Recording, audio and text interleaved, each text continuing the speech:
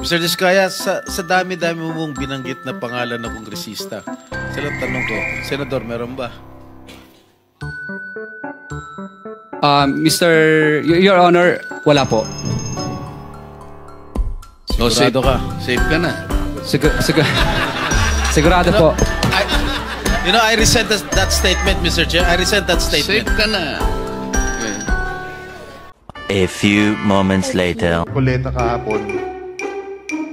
Ligtas ka na. Hindi po ito totoo. What?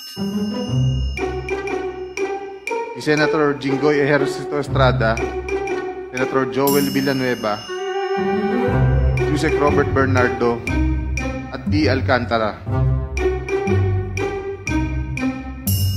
Si Senator Jinggoy po ay nagbaba ng 355 million ngayong 2025.